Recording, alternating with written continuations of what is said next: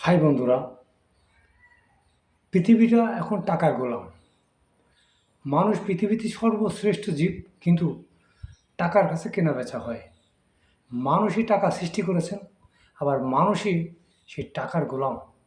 প্রশ্ন হচ্ছে যে মানুষের মনুষ্যত্ব এবং মানবতাবোধ আছে বিদায় তাকে সর্বশ্রেষ্ঠ মানুষ হিসেবে স্বীকার করা হয়। কিন্তু যদি সেই মানুষ তার নিজের তৈরি টাকার কাছে গোলামি করেন, তাহলে বিষয়টা কেমন হয়ে গেল না?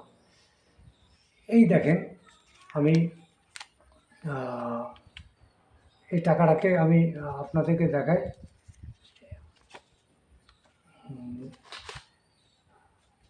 এটা হচ্ছে টাকা। দেখেন আপনারা, 100 টাকা, এটা হচ্ছে 50 টাকা। এই টাকার জন্য পৃথিবীতে মানুষ কত রং পাল্টায়, কত রকম মিথ্যা কথা বলে, হিংসা অহংকার, কত রকম ছলচাতুরি। পিতা সন্তানকে চেনেন না, সন্তান পিতাকে চেনেন না, এই শুধু এই টাকার জন্য। মাতা আপন সন্তান, শিশু বাচ্চা, দুধের শিশুকে ছেড়ে দিয়ে অন্য পরপুরুষের হাত ধরে চলে যাচ্ছে। আপন মাকে ভাত দেন না এই টাকার জন্য সন্তান। এমনকি অনেক খুন খারাপি, এমনকি পিতা মাতা সাথে সন্তানদের খুন খারাপি, এমনকি পাড়া প্রতিবেশী যারা আছে খুন খারাপি হয় এবং দ্বন্দ্ব ভেসাদ হয়, হিংসা অহংকার হয়। ভাই বোনকে চেনে না, বোন ভাইকে চেনেন না।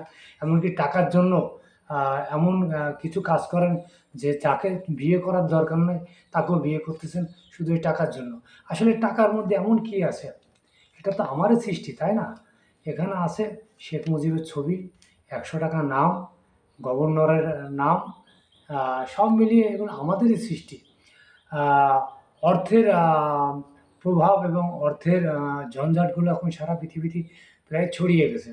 সাধারণত মানুষের হৃৎপিণ্ডকে যদি আমি বিচার করতে চাই, তাহলে আমাদের এটাই বুঝতে হবে যে আমরা সর্বগুণী মানুষ। আমরা এই টাকার কাছে গোলাম নয়। টাকা আয় করি শুধু খাওয়ার জন্য। এই টাকার জন্য এমন কোনো কাজ করা যাবে না যেটা আমাদের মনুষ্যত্ব বোধকে কখনো কারো কাছে ছোটো হতে দেওয়া যাবে না। আজকে টাকা আপনার, এই টাকা আধা ঘন্টা বা 10 মিনিট পরে এটা আরেকজনের হয়ে যাবে। এর ভিতর কিছু নেই ভাই, শুধু বাঁচতে হবে পেটের জ্বালায়। তাই এই টাকা আমরা উপার্জন করি।